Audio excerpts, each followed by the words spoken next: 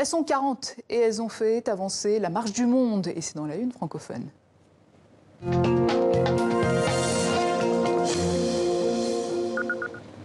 C'est un visage bien connu du PAF et pour cause, elle n'a pas sa langue dans sa poche. Critique littéraire, animatrice radio et télé, écrivaine.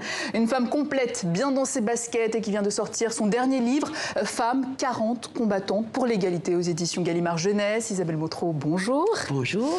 De Marie Curie à Oprah Winfrey en passant par Frida Kahlo, la petite Malala Yousafzai, prix Nobel de la paix ou encore Simone Veil. Vous dressez là le portrait de 40 femmes qui ont compté dans l'histoire et dans la marche du monde. Mais c'est adressé aux enfants. Pourquoi?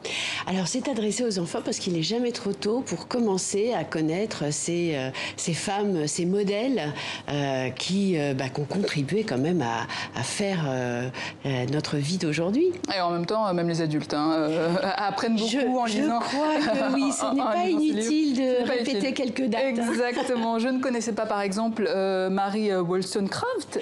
Alors c'est elle, oui, voilà, allez-y. Mary Wollstonecraft, oui. Oui, et pourtant vous connaissez son sorte de petit-fils, Frankenstein. Ah, très bien. Non.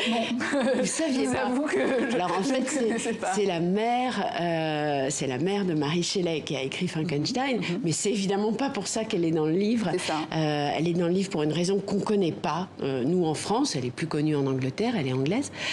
C'est elle qui a écrit un des premiers essais féministes en fait. Pour l'éducation des femmes notamment. Voilà. Depuis, elle a inspiré nombre de générations de femmes. Tout à fait, oui. Comme Virginia Woolf. Par exemple. George Sand, elle aimait beaucoup aussi. Vous les connaissiez toutes avant d'écrire cette compilation? Alors, pour être tout à fait honnête, c'est un travail collectif avec les éditions Gallimard Jeunesse.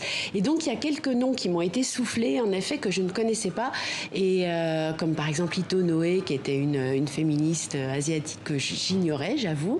Et c'est vrai que ce qui était formidable dans l'écriture de ce livre, c'est que précisément, ça m'a obligée à relire mes livres d'histoire et surtout à découvrir des destins que j'ignorais parce que c'était dans les quatre coins du monde. Alors, oui, pourquoi ces 40-là parce que j'imagine qu'il y en a d'autres. Honnêtement, il y en a des milliers. Il y a des milliers de femmes qui ont changé la marche du monde et surtout la marche des femmes. Mais bon, il fallait en choisir 40. On a décidé quand même de prendre des femmes pour lesquelles il y a un avant et un après. C'est-à-dire qu'à partir du moment où elles ont écrit ou manifesté, où elles ont fait entendre leur voix, tout de même, quelque chose a changé. Et donc, là encore, il y en aurait plus de 40. Mais quand même, ça rétrécissait un petit peu la fourchette. Et du coup, elles sont somaliennes, australiennes, japonaises, polonaises, indiennes, saoudiennes, iraniennes. Oui. Les femmes que vous avez choisies viennent des quatre coins du globe, évidemment. Je sais que c'est difficile, mais si vous deviez en choisir trois, celles qui vous ont le plus marqué. Alors, trois...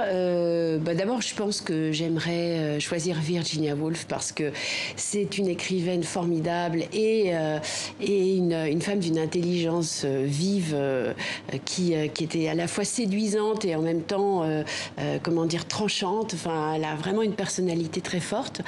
Après, qui je choisirais? C'est une question piège. Oui, je sais, pardon. J'aime beaucoup Artemisia Gentileschi, qui est une femme peintre du 15e, 16e siècle, italienne, et qui est une des premières à avoir peint quelque chose de très fort. Elle a peint des tableaux assez violents. C'était la première femme à oser ça. Et puis la troisième, alors là, je sais pas. C'est compliqué. Je mets mon veto, mon joker, pardon, là-dessus. Mais alors de MeToo, de Balance ton porc, qu'est-ce que vous attendez d'un livre comme celui-ci? Je pense que le livre est d'abord, une sorte de liste de modèles pour les petites filles et les petits garçons, parce que voilà, les petits garçons aussi, il faut les éduquer de la façon la plus juste et la plus équitable pour les femmes. Et donc, je pense que ce livre-là peut justement montrer que, aujourd'hui, on est dans une phase importante grâce à MeToo, mais que des femmes qui ont combattu et des injustices, il y en a toujours eu. Et que elles ont avancé chaque fois un petit peu, que c'est une longue histoire et qu'il faut jamais, jamais, jamais se laisser abattre. Isabelle Motro, merci d'être passée par nos locaux. Merci à vous. De TV5 Monde. Donc je rappelle votre livre, votre série de portraits, Femmes 40, combattantes pour l'égalité. Illustration aussi, je rappelle, Véronique Joffre.